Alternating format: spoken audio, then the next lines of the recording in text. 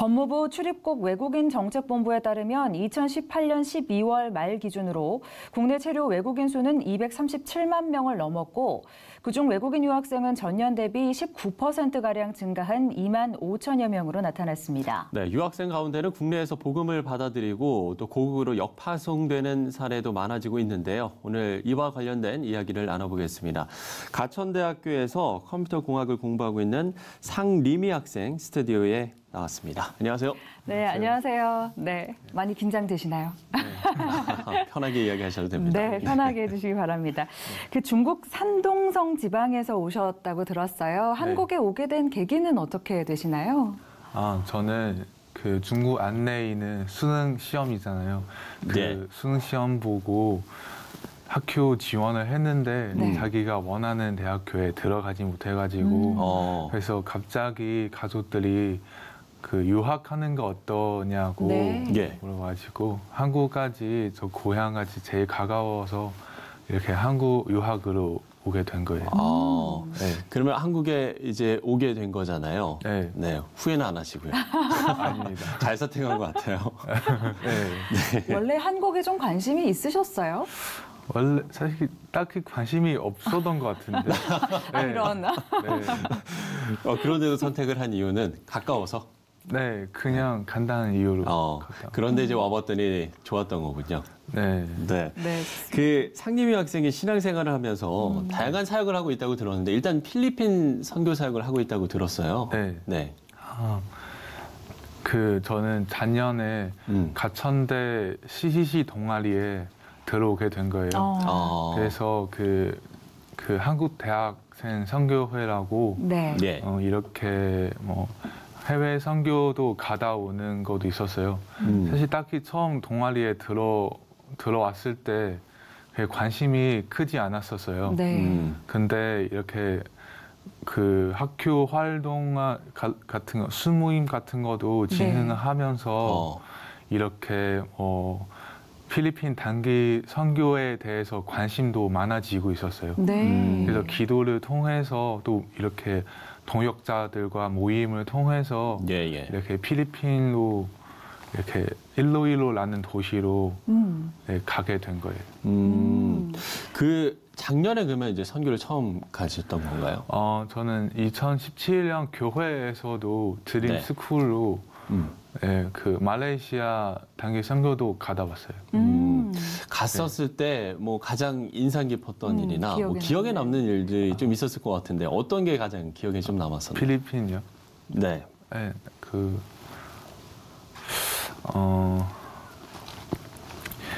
제 인상 깊은 것은 제 핸드폰 화면에 설정된 그 비자 사진이에요. 저 혼자 중국 비자고 나머지 한국 비자. 볼 때는 저 개인적으로 되게 아름답다고 생각해요. 그 중국인으로서 필리핀에 가서 함께 선교를 하게 된 것에 대한 어떤 자부심 같은 그런 거였을까요? 잘 모르겠어요. 그냥 되게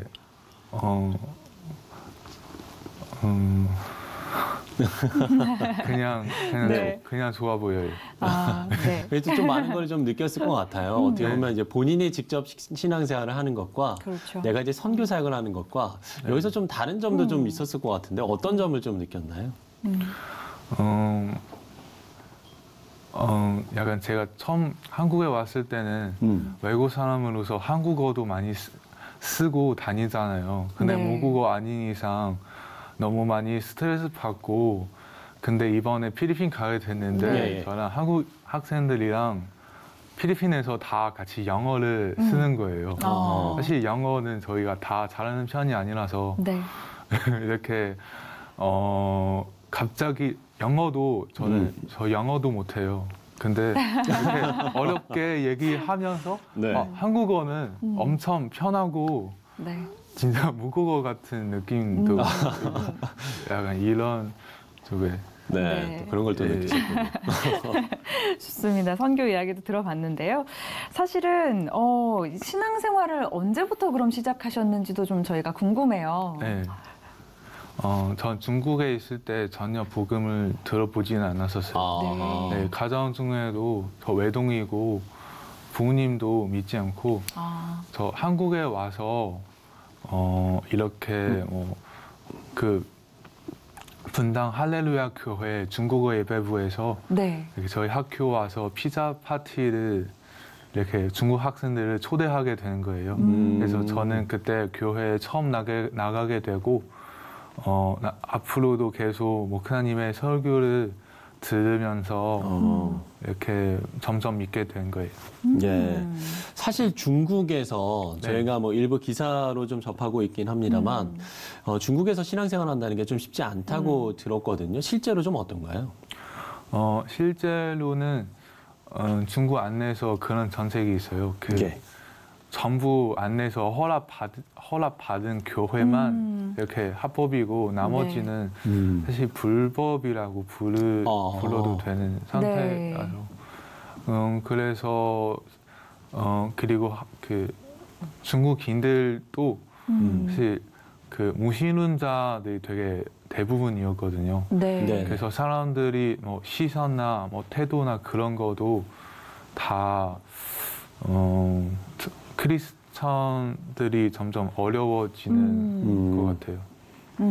사실 중국에서는 선교사님들도 활동하시던 선교사님들도 쫓겨나는 그런 사례도 있다고 들었어요. 네. 그럼 아무래도 선교가 조금 어려운 그런 상황인 것 같은데요. 네. 어떻게 보면은 한국에 지금 와 계시지만 네. 중국인으로서 이런 좀 신앙적인 부분을 공개하고 지내기가 좀 불편하다, 조금 조심스러운 부분도 있었을 것 같아요. 저는 사실 그 복음을 처음 들었을 때는 약간 그런 부분이 있었지만 네. 나중에 신앙생활 하다 보면서 이렇게 뭐 제가 살고 있는 곳이 안 되다는 게 아니라 정말 네. 하나님의 나라로서 이렇게 볼 때는 또 다르더라고요. 네. 네. 네. 리미 학생의 앞으로의 좀 계획도 궁금합니다. 이제 학업이 끝나면 중국으로 돌아가는 건가요? 저 일단 계획도 네. 잘 모르겠습니다. 근데 한국에 하나님께서 이끄시는 네. 대로. 네, 일단 한국에 더 있는 것이 네.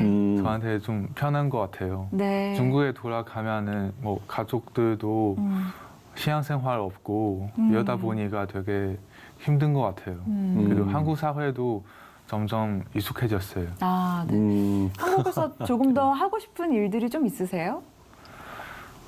아직은 명확하지는 않았어요. 네. 근데 약간 중국과 한국에 이렇게 잘 소통될 수 있는 그런 브리지를 만들고 싶어요. 네. 사실 이게 유학생들도 한국 사람들도 되게 오해가 생길 수 있고 편견도 생길 수 있잖아요. 그래서 이렇게 뭐 조금이라도 네.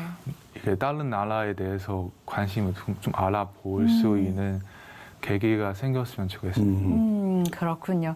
지금 그러면 몇 학년? 4학년이신 네. 건가요? 네. 네. 네. 이제 졸업 이후에 또 계획을 또 이제 짜서 함께 또 네. 나아가실 텐데요. 기도 제목이 또 있으실 것 같습니다. 좀 나눠주시면 좋겠는데요.